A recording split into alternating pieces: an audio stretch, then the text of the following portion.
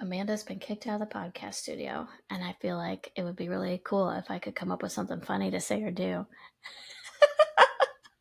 to carry the podcast on my own. Life is full of work and stress. Parenting can be a mess. Being a woman is hard enough without adding on that extra stuff. We'll cover topics of every kind.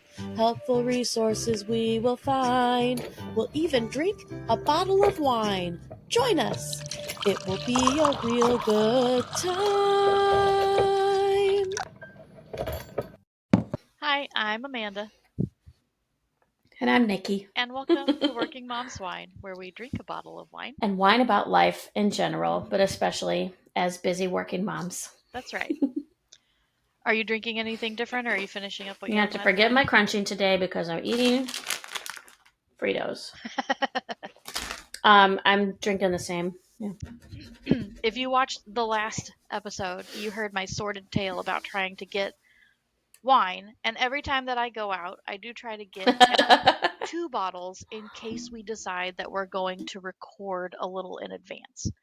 So I have the pink Moscato, and I will say it tastes better than the other Moscato I was drinking. So if you do end up in a situation where you really want a glass of wine and the only thing around you is barefoot, I'd say go pink Moscato. That's probably your best bet. Go with the pink. Pick the pink. Pick the pink. Of course, I'm still drinking 7 Deadly Red, which is the best description ever on the back. It was such a good story. How can you not? We're going to whine about fast food. I love fast food. But I don't love the current fast food environment. It used to be a simple, cheap, and easy thing to do when you were on the go. And because it was cheap, you were willing to let go of the fact that it's not the healthiest for you. I remember the days. I think about this now as an adult, and I think maybe this is contributing to some of the health issues I have now. But I think about the days that we would beg to go to McDonald's during the Thai Beanie Baby phase. And there were times where we went at least once a week, if not more often. Or the times where our poor father drove across counties to go to different McDonald's to get different beanies for us. Right. He must have ate a ton of McDonald's for lunch just to try to get us different Beanie Babies. And that's the thing, like, he, as a older adult, is eating those. We are eating copious amounts of Happy Meals. Our poor dad is eating copious amounts of Happy Meals. And I just think back to that now, and I'm like, I wonder if that had, crazy long-term effects on us. Yeah, there wasn't as big a concern about it back then. Now you have all these videos out about what chicken nuggets are really made of, and all the stuff they put in to the Happy Meals and how you can leave them in a closet for over a year and they don't mold, and you're like, yeah. And what's really crazy too is like, you as a consumer, ignorance was bliss. Yeah, and you don't necessarily know, like, maybe the corporation knows at that point, but you don't necessarily know that these aren't good quality ingredients, and that, there's major health effects potentially and things like that. And like you said, it's so full of preservatives, it doesn't mold. Although I will say, who was I talking to? I was talking with someone, and if it's you, you can let me know. But we were joking about how there's so many preservatives in food that maybe it's preserving us. Like, we've crossed the line from, we now have health issues, to, this is how you get to immortality. You just consume enough preservatives that your body lives forever. From your mouth to God's ears, let's hope. Yeah. But it is one of those things where I don't think any of us were fully aware. So obviously there's things about, like high sodium content, things like that. But you don't necessarily realize, like, the full long-term impact until, like, people start to do studies on these things and they come out, and then you're like, oh, cool. And not only that, but the further you get into life, the more corporations try to cut corners and do things that will save them money versus things that will be good for you. Mm-hmm. I feel like even but like maybe back in the day, quality issues weren't as big of a concern as they are now, just because they're trying more and more to cut those corners and use Mm-hmm. synthetic things and things like that. Yeah. And there's nothing more infuriating than to learn that companies that make the food that you like make a safer, healthier version for other countries. And your Yes, I'm country so just glad doesn't you have brought the that law up. that insists that it exists for you. Like, how stupid is it that Fruit Loops and Doritos have much healthier versions without terrible ingredients in them that they already make somewhere and send to other stores? Yep. That's Like hugely they know it's infuriating to possible. me. They just don't do it here because it saves them money and they don't have to. I'm glad you brought that up because one of the companies I used to be involved in did protein shakes, and they already were like kind of proud of the ingredients they had researched and things like that. But one of the first things they told Mm-hmm. us was the reason that they use some of the ingredients they use is because they wanted to be able to sell in Europe, and there's some other place I can't remember. But they were like, we have to be held to these higher standards, and we've chosen to also do that here. And that was the first time I found out about that. And I'm like, excuse me, what? And then like Mm-hmm. our pastor did like this funny thing, because the FDA has like you're allowed to have a certain amount of like rat droppings or bugs or whatever in something before you have to like get rid of it. And he was sharing those facts around the same time that I found out that like different countries have different food standards, and I'm just like, what are we doing? Like Mm-hmm. even Kraft mac and cheese And is it's completely crazy. different over there. And Yep. you wonder why we have an obesity problem and enlarged livers and overly fatty livers and things like that. Like, our ingredients are crap and they cause cancer and they have studies to prove it. And yet we still eat it. Here I am eating Fritos, which I'm sure are full of carcinogens and poor food dye choices. While you have a point, I think I'm doing my own liver damage. I can't even read it. I mean, you're not wrong, but think about how much healthier our livers could be to begin Sure. with to take the And wine then we in. could drink even more. That's Um, right. it can be very eye-opening to like looking at nutrition facts Sorry. for something that was made in the US and then the exact same thing in the nutrition facts for their overseas version. Like right now, we have Mm-hmm. a store that imports things from Japan, and I've just been trying random snacks. And this one does not have anything crazy in it that I can see. There's no food coloring. It does have aspartame, which I'm not a huge fan of, but supposedly you have to have huge amounts of aspartame for it to matter. But other than that, it's just like Yeah. potatoes, vegetable oil, soy sauce. The sugar comes from beet and cane sugar. Like even the sugar is better. I will say it does have Mm-hmm. MSG. I know there's some varying opinions on that, but all the Asians love it. But if I got these same chips here, there'd probably It's be a whole definitely bunch part of of the like fast food problem. the ingredient list is just so much shorter on anything not USA Yeah. made. So I think Mm-hmm. I know it's hard to affect change here in any form, but the more we refuse to spend Unless on you're a billionaire. right, money does talk. I have seen situations where people withhold money and changes were made. Yeah, we did a Kellogg's boycott Yeah. and watched their stocks tank and their Mhm. profits tank. And now it's happening with Target. People are boycotting Mhm. because of the DEI changes. And it's taken a severe drop, as well as Tesla, of course. You can definitely see a Just try difference, it. and they definitely feel a difference in their profits and wallets. Yeah. So if you're interested in fighting back against that in any way, it's a great way to do it. They did finally just make a law about one of the red dyes in America, but it's not the most harmful Mhm. one. So Right. that's a step in the I right saw a thing on direction. that. But it works the other way too. Um a lot of American companies quit using some artificial food dyes like a while back, and then it negatively Mm-hmm. impacted their sales, and so they put them back in. So you as a consumer have to be aware of those choices too. If you stop buying your M&Ms because the colors are more dull, they're going to put those food colorings back in. Mm-hmm. Got to put your money where your mouth is, Exactly. literally. Yeah. So another quality issue, and I don't think this is completely on the people who are working fast food, is the quality of service has gone down. Personally, I think there's a lot to that because obviously we Mm-hmm. had during COVID, it didn't make sense to have high staffing because all you could do was run a drive-through. People couldn't eat in the lobby, what have you. We also have the pay disparity. People want to have livable wages. And you can talk about this being a high schooler's job all you want. That is not the case anymore. People outside of Mm-hmm. high school have to work these jobs, and if they need a livable wage for their families, that should be provided for them.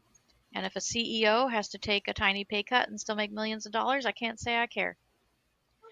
But Mm-hmm. you get what you pay for.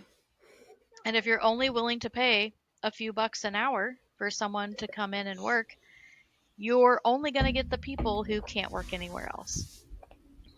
So you have a decision to make.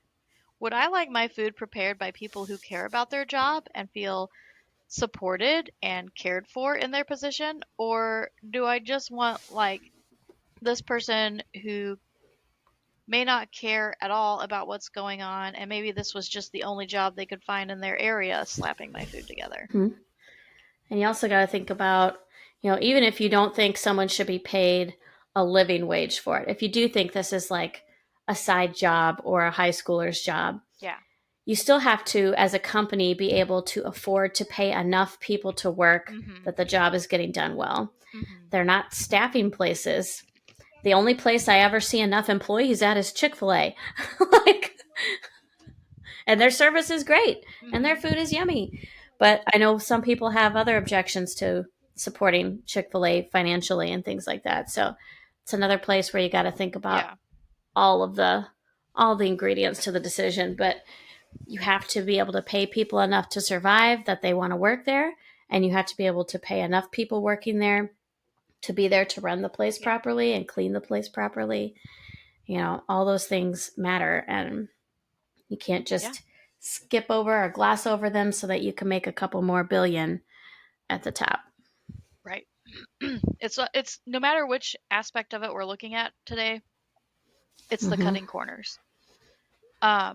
Whether it's the quality of the food, the quality of the service because they're understaffed or not willing to pay enough money. A lot of the arguments we heard against paying people more when this first came up was, well, it's just going to make things cost more. Well, guess what?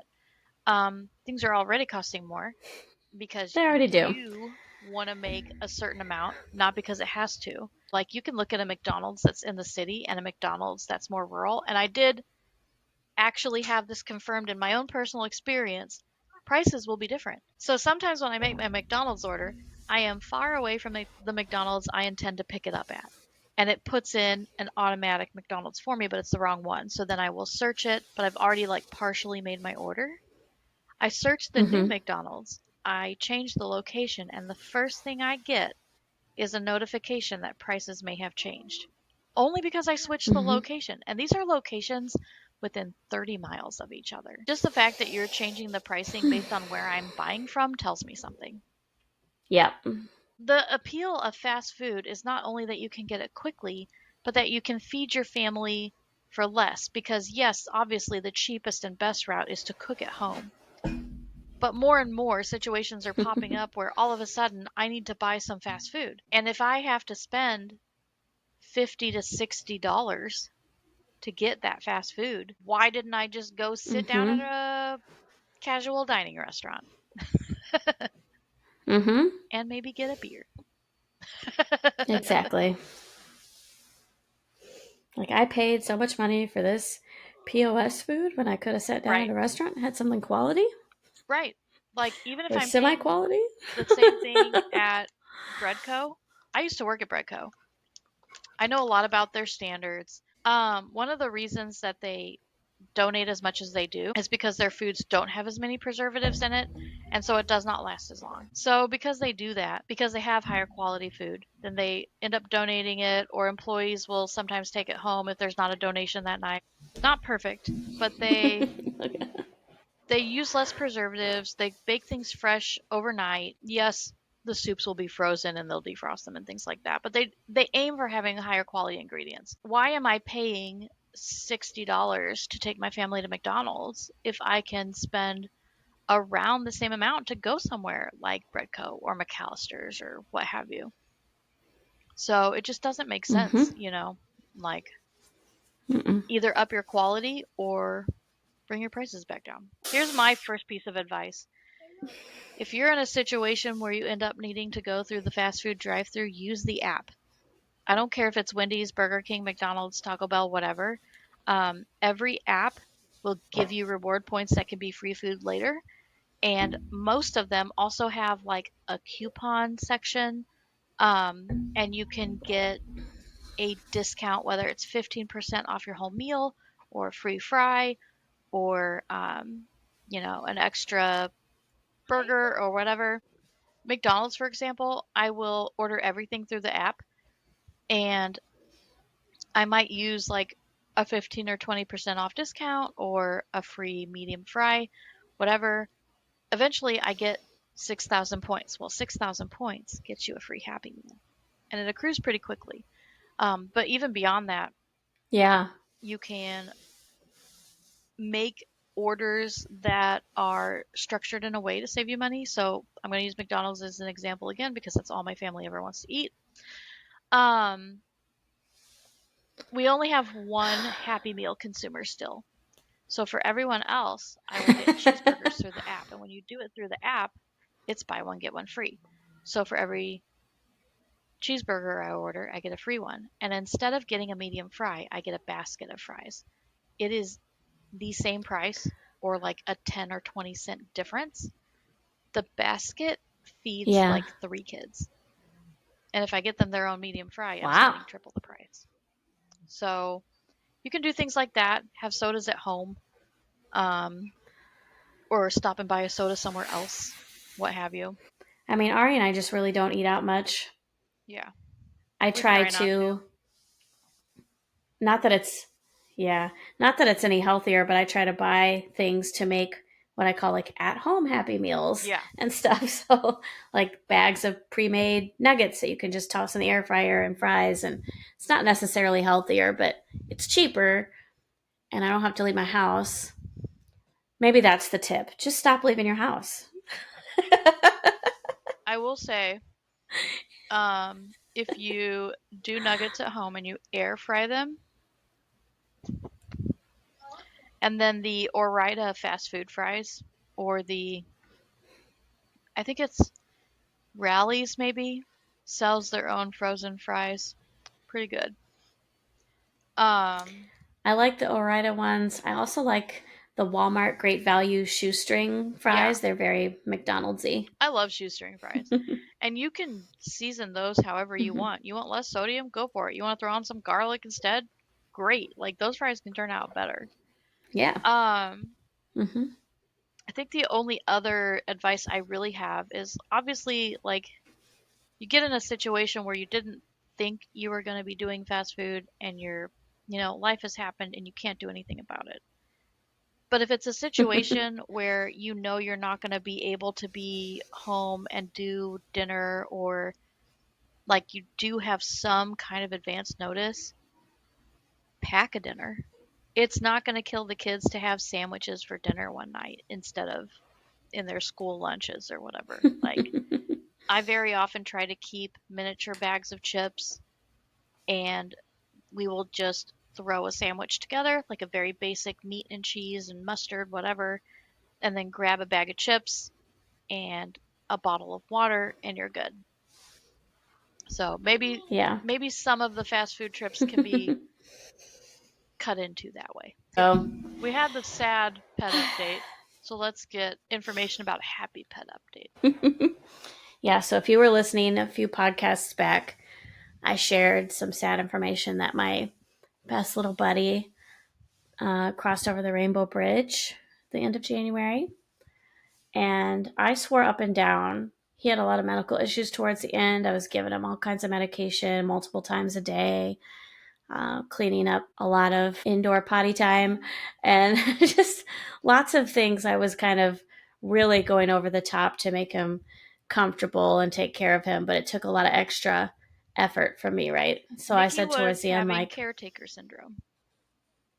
I was. Where you care and about I the said, person and you want to care for them, but you also get to the point where you're a little stressed out about it. The toy hand. Exhausted, frustrated, angry, right, done. And I said, I don't care. I said, I don't care what happens. I'm not getting another pet.